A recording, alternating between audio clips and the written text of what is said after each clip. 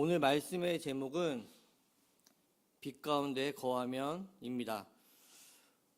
오늘 본문 말씀 앞절인 요한 1서 1장 5절을 보면 하나님은 빛이시고 어둠이 조금도 없다라고 말씀합니다. 맞습니다. 하나님은 빛이신 분이 분명합니다. 성경은 그 빛이신 하나님을 증거하고 있는 것이며 구원받은 그리스도인들은 빛 가운데 거하는 자가 되었다라고 말씀하고 있습니다.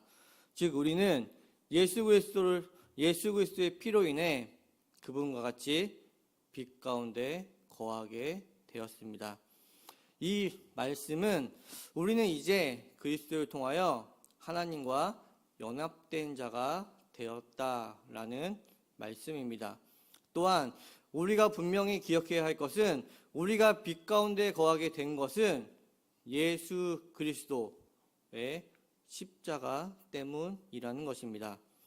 예수님께서 십자가에 달려 돌아가심으로 하신 일은 우리의 죄를 대신 사하여 주신 것입니다. 예수님이 담당하신 죄는 구원받기 이전에 우리가 인식하고 느끼는 것과는 차이가 있습니다. 빛 가운데 거하는 자는 이러한 차이를 알며 느끼며 직면하는 자라는 말씀입니다. 오늘은 그 차이와 죄를 직면한다는 것의 의미를 좀 더 깊이 알아보기를 원합니다. 차이를 말씀드리기 전에 우리 구원받은 그리스도인이 죄를 인식해야 하는 기준은 무엇일까요? 죄에 대한 우리의 기준은 예수 그리스도여야 합니다. 즉 예수 그리스도를 통하지 않는 것, 예수 그리스도를 의지하지 않는 모든 것은 죄라는 것입니다. 왜냐하면 예수 그리스도를 통하지 않는다는 것은 하나님의 뜻과는 상관없는 무언가를 하고 있다는 것을 의미하기 때문입니다. 왜 그런가요? 왜 그럴 수밖에 없는 것일까요?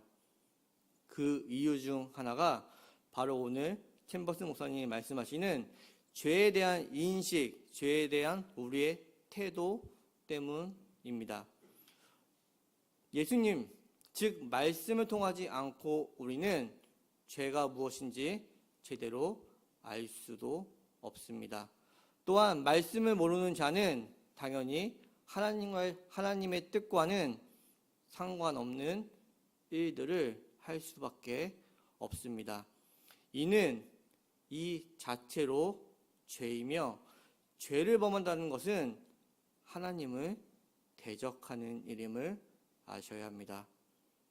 그리스도인으로 말씀을 모른다는 것 그 자체가 죄를 범하는 것일 수도 있다는 말씀입니다.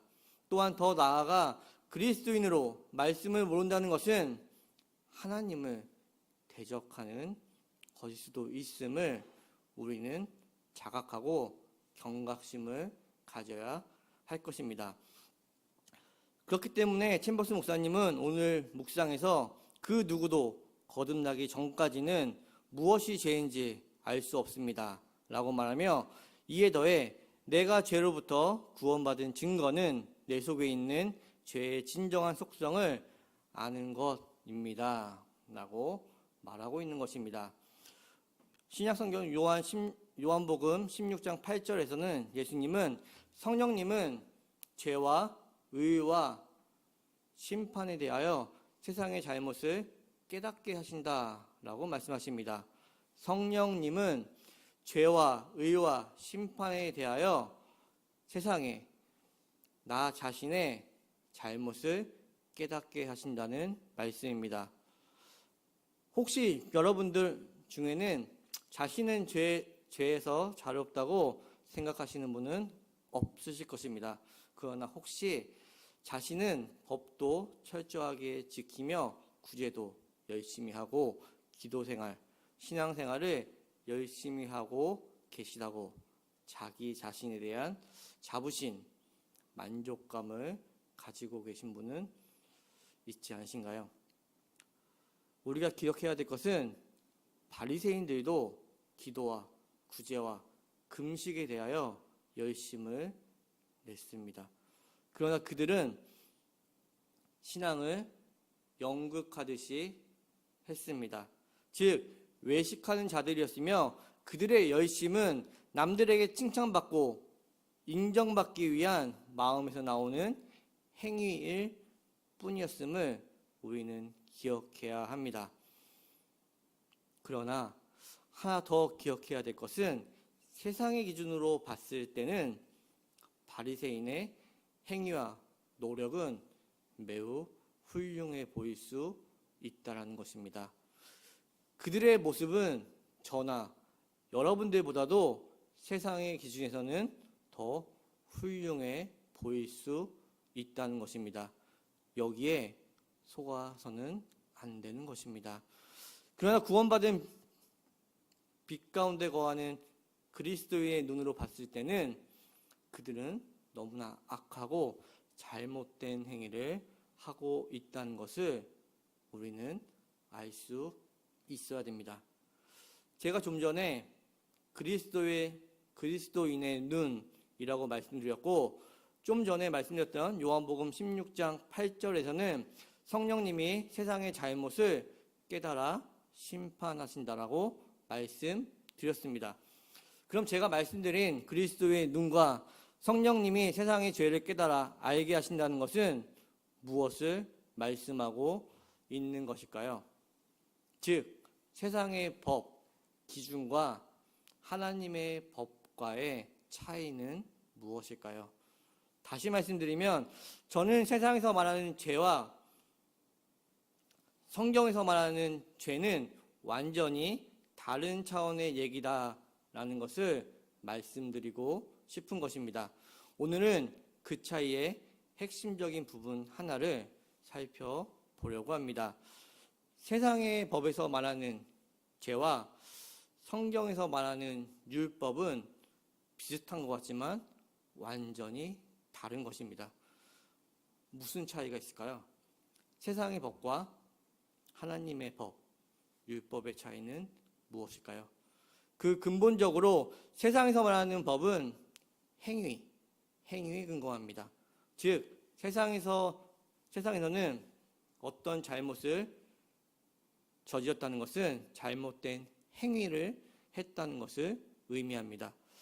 비교해서 말씀드리면 마음에서 짓는 죄를 벌하거나 규제하는 법은 세상 어디에도 없습니다. 그러나 하나님의 법인 율법은 어떻습니까? 하나님의 법은 레위기 19장 17절에서 너는 내 형제를 마음으로 미워하지 말며 라고 말합니다. 내 형제를 마음으로 미워하지 말라고 합니다. 신약 마태복음 5장 28절에서 예수님은 음욕을 품고 있는 여자를 보는 자마다 마음에 이미 간음하였다라고 말씀합니다.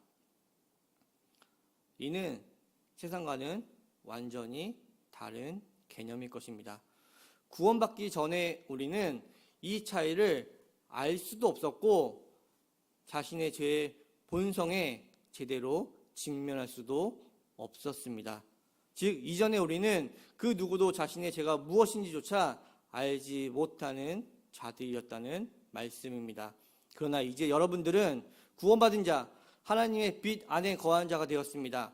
우리는 예수 그리스도를 통하여 죄가 씻긴 자들입니다. 빛 안에 거한 자들에게는 성령님이 절대적 능력, 인도하심이 있습니다. 성령님은 삶의 모든 부분에서 여러분들을 빛의 중심부 하나님으로 끌고 가실 것입니다. 이는 성령님께서 여러분들의 죄성을 깨닫게 하시며 여러분들에게 각자 자신의 죄 본성에 직면하게 하신다는 말씀이기도 합니다. 구원받은 빛 가운데 거하는 자는 성령님께서 죄를 깨달아 알게 하시며 죄의 본성을 자신의 삶 가운데 어떤 면에서는 철저하게 처절한 방식으로라도 알게 하신다는 것입니다. 또한 자신의 죄의 본성에 직면한 그리스도인이라면 그 누구도 자신의 힘으로 자신의 죄에서 헤어나올 수 없음을 알게 됩니다.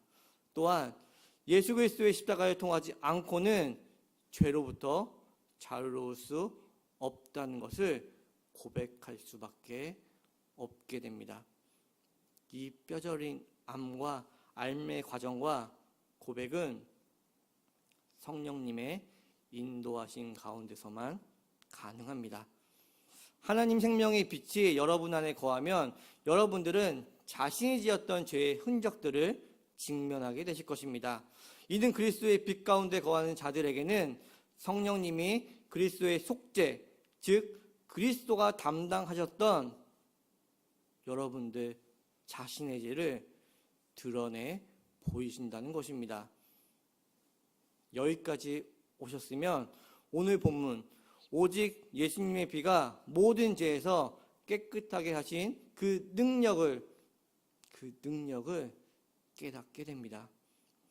자신의 죄를 직면하고 그 죄를 담당하셨던 예수 그리스도의 능력을 깨닫는 자들은 예수 그리스도를 의지할 수밖에 없습니다.